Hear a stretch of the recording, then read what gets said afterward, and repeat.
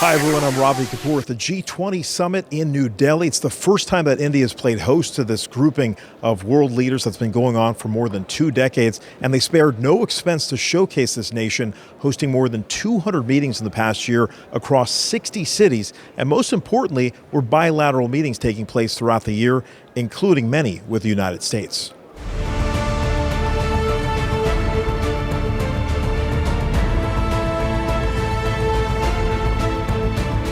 President Biden and Prime Minister Modi hit the ground running from the moment they reconnected in New Delhi, pushing forward a number of alliances first discussed in Washington this summer when the president hosted a state event for the Prime Minister.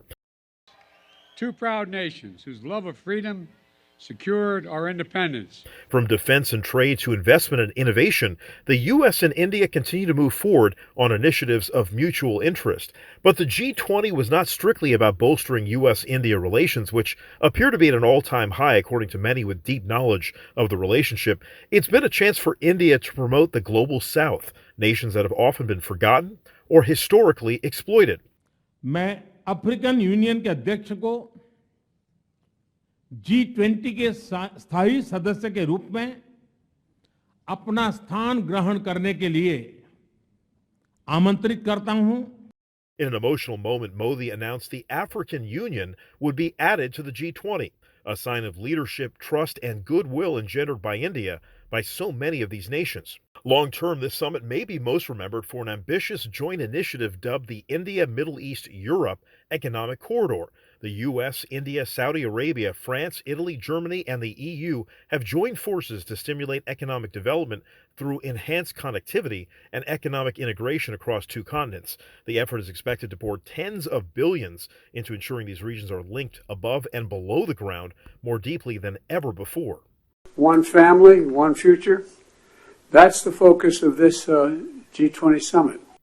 From becoming the 5th largest economy in the world to successful missions to the moon and sun, not to mention leading the G20, India has asserted itself at a time China and Russia have lost trust with many nations around the world. In fact, both Xi Jinping and Vladimir Putin decided to skip the summit. Talk of Russia, China, and Ukraine will continue as election 2024 comes into play for both India and the United States. Prime Minister Modi and President Biden are both up for re-election and face fierce competition from their political rivals. If events of this summer are any indication, both men are looking to one another to bolster their respective chances. Your Highnesses, Excellencies, Namaskar.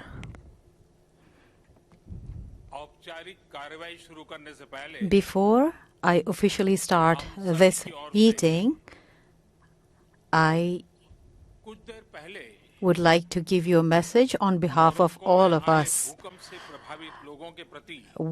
We would like to offer our deepest condolences to the effects of the earthquake in Morocco, which has been reported recently. I pray that all the injured will recover at the earliest.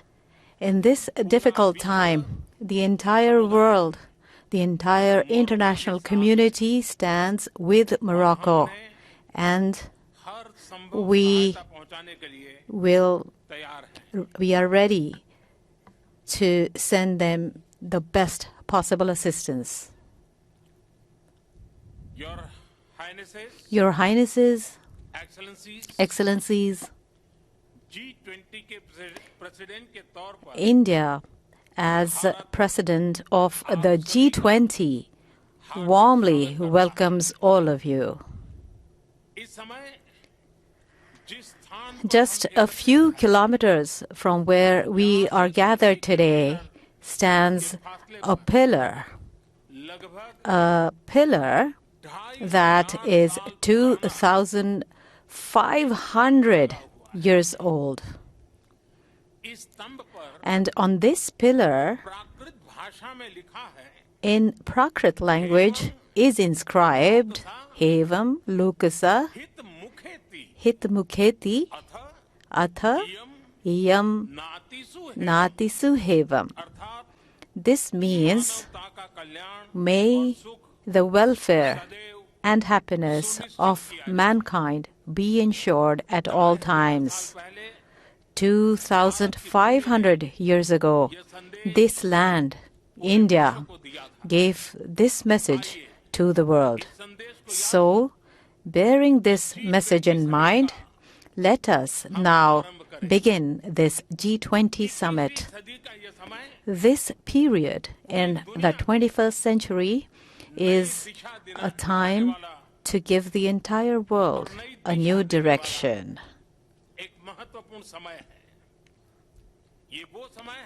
It is a time in which age-old challenges are demanding new solutions from us, and therefore, it is with a human-centric approach that we must fulfill each of our responsibilities and move forward.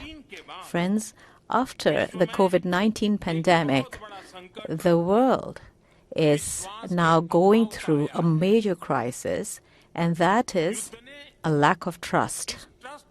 War has further deepened this trust deficit.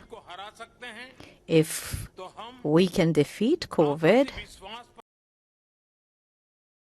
Management हो, terrorism और cyber security हो, health, energy और water security हो, water security, we have to move toward concrete solutions for these challenges, not only for the present generation, but also for the generations to come. Friends, India's G20 presidency has become a symbol of inclusion with a spirit of together with all, both within and outside the country. In India, this became the People's G20, and millions of Indians became a part of it. More than 200 meetings were organized in over 60 cities in the country. It is in the spirit of together with all that India proposed permanent membership for the African Union in the G20. I am confident that we have a consensus on this proposal.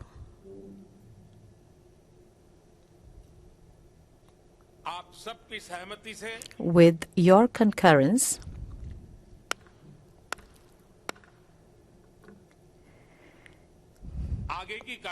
before we proceed,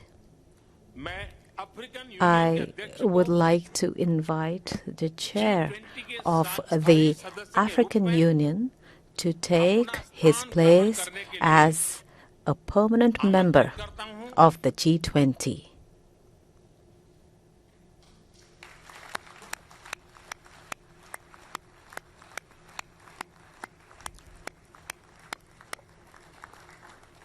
Excellency. Excellency, please.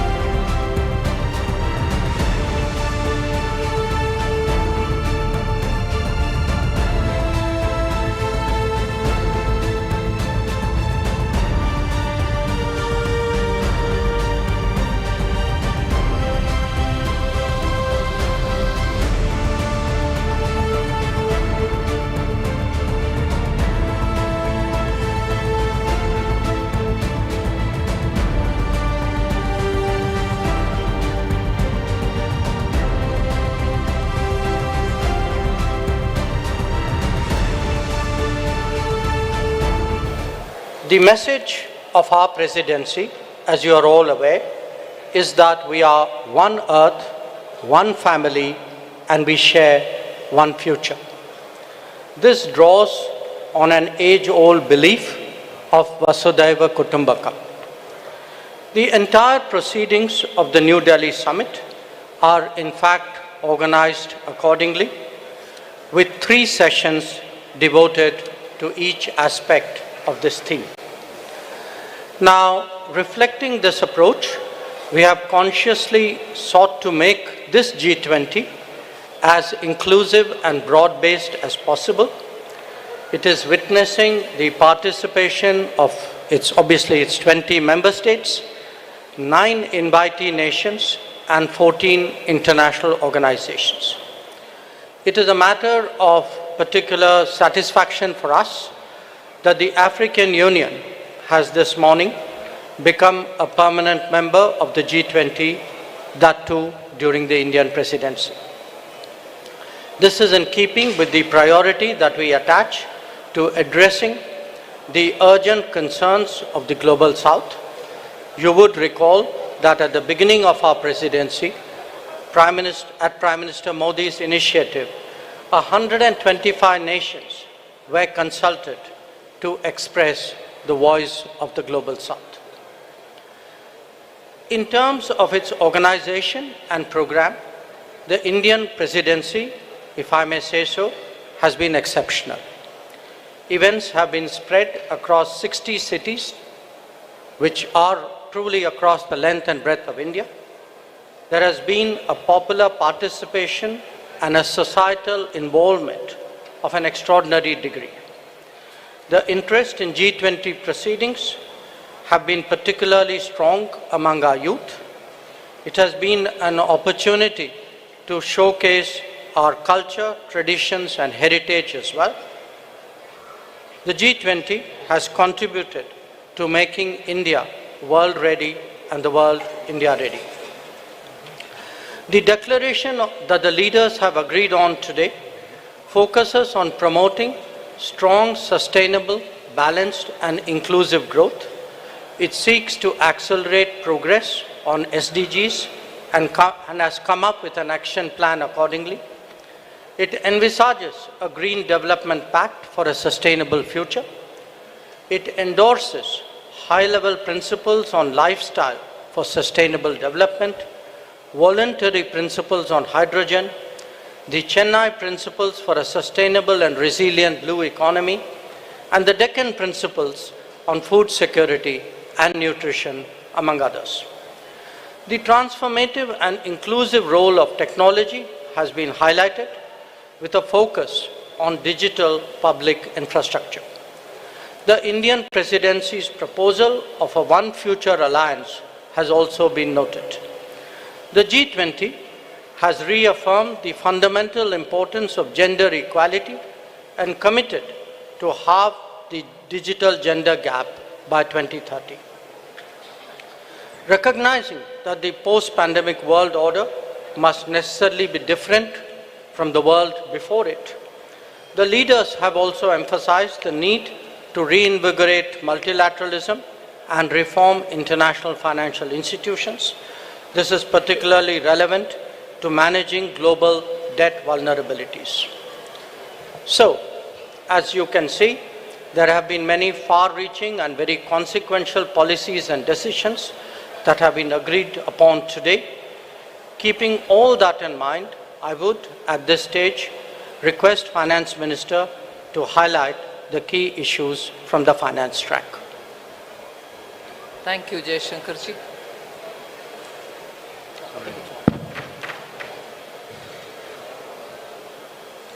As was said by the External Affairs Minister, under the guidance of Honorable Prime Minister, India's G20 presidency has worked for the theme One Earth, One Family, One Future. So today we are in a position to adopt, through the finance track, people-centric, action-oriented and far-sighted approach, and as a result of which several outcomes of the finance track will certainly reflect these objectives with which we started the negotiations. It has been very clear in our mind that we should ensure that no one is left behind in our pursuit of global solutions. So we have endeavored to support countries, especially those from the global south, to be an integral part of the global decision-making process. The G20, as you all know, is a very diverse group. Each country is at different milestones of economic development, and their trajectory is also very different in achieving their developmental goals.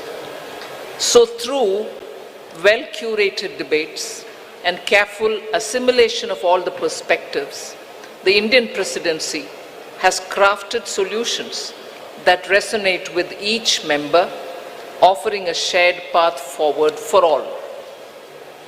Many action-oriented outcomes of this presidency contain comprehensive strategies that cater to the unique needs and aspirations of all developing nations. We assumed the presidency at a challenging time of geopolitical tension. The Indian presidency has worked to ensure that these divergences don't overshadow the core developmental outcomes or concerns of the global community that demand collaborative solutions. So today, as I look back at the 10 months of Indian presidency, I am left with gratitude and satisfaction. I can confidently state that the Indian G20 presidency has walked the talk. Now, let me share with you just some of the key achievements of the Indian presidency, the finance track. First one is the outcomes which are focused on strengthening the MDBs to address shared global challenges of the 21st century. So under this strengthening MDBs, there are 4 key highlights that I'd like to bring to your notice. The first one is agreement on the need for a better, bigger, and more effective MDBs. It is so necessary to have better, bigger, and more effective MDBs because the developmental demands from all across the globe is so high, these institutions will have to be better and bigger. This is also going to contribute to enhancing representation and voice of developing countries in the decision making. The second under the MDBs, strengthening of MDBs, is the G20 Independent Expert Group on strengthening MDBs, and this was established and it has submitted its volume 1. The first report, their report consists of 2 volumes. The first volume has already been submitted. The report recommends a triple agenda that dovetails with the call for the bigger, better, and more effective MDBs. The third point in strengthening MDBs is the agreement to collectively work towards boosting World Bank's financing capacity.